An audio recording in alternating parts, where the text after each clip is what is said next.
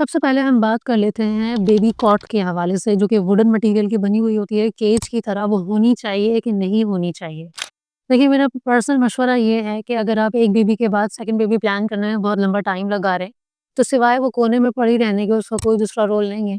कुछ पेरेंट्स ऐसे करते हैं कि बच्चे को उसके अंदर रख के कुछ काम करने के लिए जा सकते हैं, लेकिन बच्चा लिमिट हो जाता है, एक्सप्लोर नहीं कर पाता चीज़ों को। तो ज़्यादा बेहतर हल ये है कि आप इस तरीके का एक साइड पे, बेड के साइड पे लगाने के लिए इस टाइप का कॉट बना लें।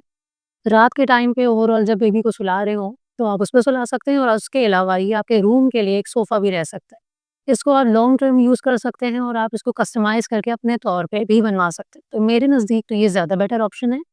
नेक्स्ट चीज़ हम आ जाते हैं बच्चों के जो कैडी बैग होता है, ये वीडियो ख़ास तौर पे न्यू मॉम्स के लिए है, जिनको ये नहीं पता कि हमें सबसे ज़्यादा क्या चीज़ें ज़रूरी है हमारे लिए कि हम सबसे पहले लेके रख लें।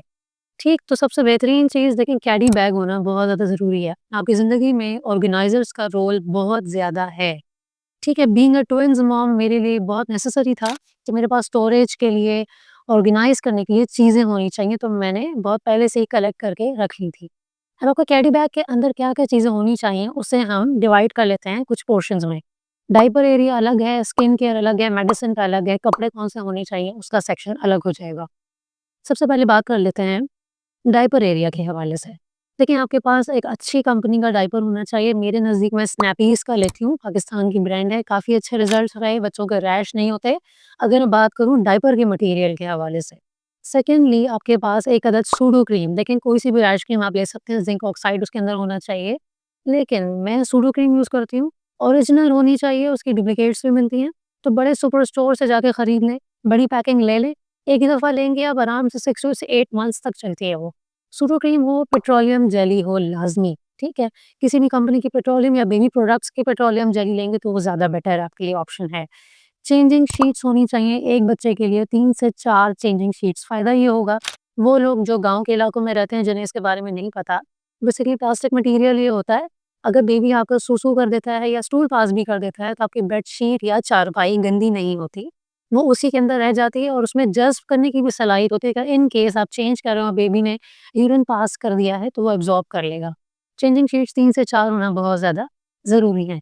नेक्स्ट, आपके पास एक अदद शॉपर का पैकेट होना चाहिए और सबसे लोएस्ट क्वालिटी का आप शॉपर ले सकते हैं।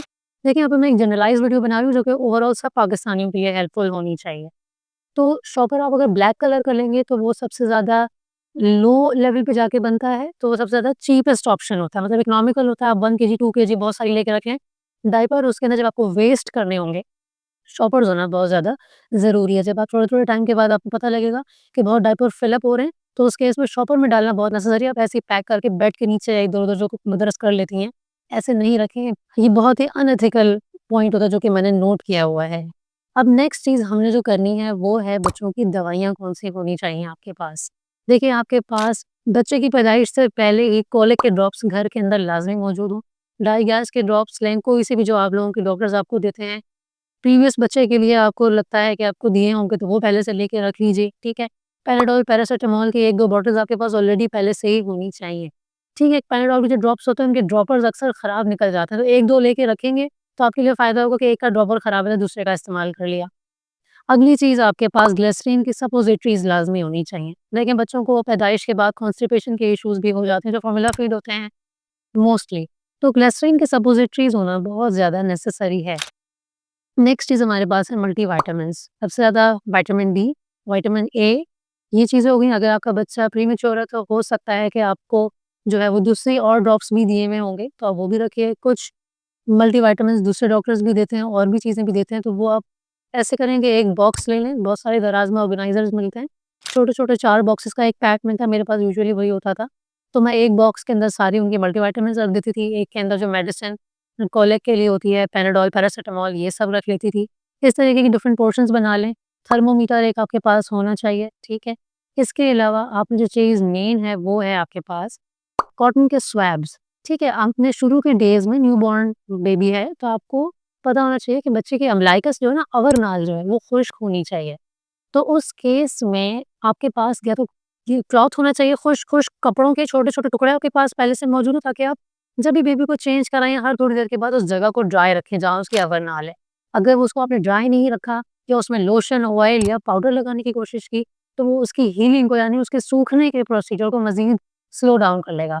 कुछ जगहों पे अल्कोहल स्वैब लगाने का भी कहा जाता है, लेकिन जो मेरी रिसर्च है उसके अकॉर्डिंग ये अल्कोहल स्वैब भी उसकी हीलिंग प्रोसेस को डिले करता है। लिहाज़ा आपने अल्कोहल स्वैब भी नहीं यूज़ करना, खुश्क कॉटन स्वैब, अगर कॉटन स्वैब आपको लग रहा है कि वो चिपक रहा है वरनाल पे जा के उसको थोड़े-थोड़े से धागे मत यूज़ करें, सिर्फ़ कॉटन का कपड़ा इस्तेमाल कर लें।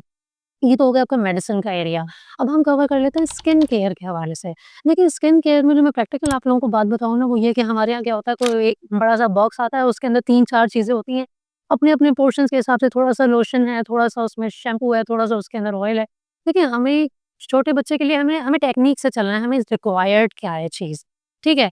लोशन सबसे ज़्यादा यूज़ होता है। हमारे मॉइस्चराइज़र को बहुत ज़्यादा डिग्रेड किया हुआ होता है, मदर्स नहीं यूज़ कर रही होती लेकिन मॉइस्चराइज़ करना बहुत नेसेसरी है। आपके पास आप अलग से लीजिए, ठीक है?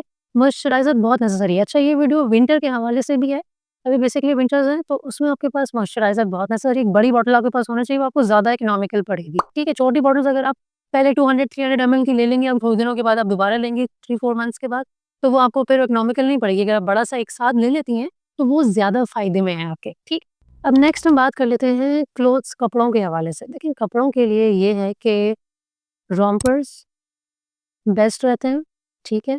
आप रोम्पर्स लें, 3 के सेट्स आते हैं, इसके अलावा 5 के भी सेट्स मैंने देखे हुए हैं, ठीक है? तो आप वो ले सकती हैं, 2 सेट्स ले लीजिए, आपको रोम्पर्स नहीं पसंद तो आप 3 के सेट लें। ज़्यादातर मदर्स को मैंने देखा प्रेफ़र करती हैं वो शर्ट और ट्राउज़र, कि ट्राउज़र गंदा हो रहा है तो बार-बार शर्ट ना मुझे धोनी पड़ जाए, सही है?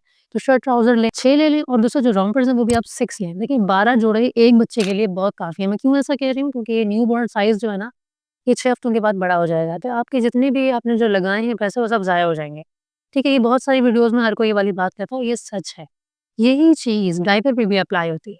अगर आपको कोई गिफ्ट में भी डायपर्स दे रहा है ना, तो आपने उसको ये बोलना है कि जो स्मॉल साइज़ है ना, वो ज़्यादा दे दें तो ज़्यादा बेटर है। साइज़ 2, साइज़ 1 जो न्यूबॉर्न साइज़ होता है ना, वो आप 1 मंथ का ही स्टॉक रखें अपने पास तो ज़्यादा बेटर है। अगर आप ब्रेस्ट फीड मदर होने वाली हैं, तो आपके पास 1 मंथ का ज़्यादा स्टॉक होना चाहिए। ठीक है? 50 या 32 के डायपर्स का एक-एक सेट आता है अराउंड 2 32 के 2 ले लें, डिपेंड करता है बच्चा कितनी ज़ बार स्टूल पास करेगा, तो बच्चे की पैदाइश के बाद पता चलता है। लेकिन आपके दिमाग में ये बात कन्फर्म होनी चाहिए कि न्यूबॉर्न साइज़ सिर्फ़ और सिर्फ़ 6 हफ्ते चलेगा, ठीक है? क्लोथ्स को हम मज़ीद थोड़ा इलैबोरेट करते हैं। देखिए अगर सर्दियाँ हैं तो आपने ऊन की बनियानें लाज़मी लेनी है, 3 का सेट आता है यूजुअली, तो आप वो लीजिए। अब ऊन की जो आप लोग बनियान ले रहे हैं ना, वूलन की जो बनियान होती है वेस्ट, वूलन वेस्ट, वो बटन्स वाली भी आती हैं और कुछ बंद आती हैं। बटन्स वाली आप लोग बिल्कुल भी मत लीजिए। बटन्स वाले का नुकसान ये है कि एक धागा उसका खुलेगा, पूरी वूलन की बनियान बेकार, क्योंकि वो अगर ऊपर से बटन लग रहा है, नीचे से लग रहा है, सेंटर में से नहीं लग रहा है, ऊपर से नहीं लग रहा, कोई फ़ायदा नहीं है, चेस्ट कवर नहीं हो रहा। फुल बंद बनियान होना ज़रूरी है। अब वो आपके ऊपर है कि आप आसानी से बच्चे को सर से पहना दें, पहना लिया जाता है, कोई इतना इश्यू नहीं होता। सॉक्स, अब देखें जो रोम्पर्स होते हैं, कुछ जो है फुटेड रोम्पर्स होते हैं, मतलब वो कवर्ड होते हैं, ठीक है? लेकिन अब कुछ ऐसा होता है कि मदर्स कहती हैं कि रोम्पर का नीचे वाला पार्ट खराब हो गया है, तो पूरा ही धोना पड़ेगा। ज़ाहिर है इस तरीके के इश्यूज़ बहुत सारे आते हैं न्यू मॉम्स के। तो सॉक्स से फ़ायदा ये होगा कि सिर्फ़ वही पोर्शन गंदा होता है। अब जो छोटे बच्चे होते हैं वो तो गंदे नहीं करते, जो 6 मंथ्स प्लस होते हैं उनके लिए ये ज़्यादा इश्यू है। ठीक है? तो न्यू मॉम चाहे सॉक्स लें, चाहे वो फुटेड रोम्पर्स लें या वो टाइट्स लें, तो वो उससे कोई इश्यू नहीं है, सॉक्स का इतना मसला नहीं है। अब दूसरी प्रैक्टिकल बात ये है कि ये जो कपड़े हमने लिए हैं, बार-बार उठ के जाना कबर्ड तक और आना, उसका तरीका ये है कि स्टोरेज बॉक्सेस आते हैं बहुत सारे, आप स्टोरेज बॉक्स लेके खरीद के रख लें अपने पास, जिसके अंदर आप बच्चों के अलग से ट्राउज़र्स का भी सेट आपने लेना है, ठीक है? ट्राउज़र्स का सेट अलग से लाज़मी होना चाहिए। वो मदर्स जो रैश फ्री टाइम दे रही हैं, जो कि सॉरी नैपी फ्री टाइम दे रही हैं, अभी जिनको रैश हो गए बेबीज़ को, तो उनको नहीं पहनाना, तो क्लॉथ के नैपकिन भी लो वो ले सकती हैं। उसके अलावा ट्राउज़र्स लेके रखें, सर्दियों में तो पूरे-पूरे पहनाने पड़ेंगे। तो ऑर्गेनाइज़र के अंदर करीब में कहीं बेड के पास आके वो चीज़ होनी चाहिए। एक कैरी बैग अलग से होना चाहिए, कपड़े रखने का सिस्टम अलग होना चाहिए। अब मैं बात करूँ अगर बिब्स के हवाले से, तो देखें बिब्स मुस्लिन क्लॉथ की होनी चाहिए, सबसे बेस्ट है। उससे होता ये है कि जितनी भी बेबी उल्टी करेगा ना, स्पिट करेगा, वो बहुत ज़्यादा उसमें एब्ज़ॉर्ब कर लेता है, ठीक है? एब्ज़ॉर्प्शन बहुत ज़्यादा अच्छी होती है। जो हम दूसरी बिब्स लेते हैं वो बाहर ही रह जाता है और सही से जज़्ब भी नहीं करता, ठीक है? बहुत अननेसेसरी बच्चे को कैप्स मत पहनाइए। कॉटन की गर्मियों में कैप पहना दिया करें जब हल्की सी ठंड हो या मानसून का सीज़न हो। सर्दियों में आपने वही वाली बात की, जितने सर्द इलाके हैं वहाँ कैप्स आप बच्चे को पहना के रखना है, और जो गर्म इलाके हैं यूजुअली पाकिस्तान के साउदर्न एरियाज़, तो वहाँ पे अननेसेसरी कैप्स अवॉइड करें। इसके अलावा अगर आपको बच्चे की बेबी केयर टिप्स के हवाले से मज़ीद कोई चीज़ जाननी है, तो आप ये वाली प्लेलिस्ट लाज़मी जाके चेक करें। उम्मीद करती हूँ तमाम इन्फॉर्मेशन आपके लिए बहुत ज़्यादा फ़ायदेमंद साबित हुई होगी। इंशाल्लाह मिलती हूँ अपनी नेक्स्ट वीडियो में। शुक्रिया।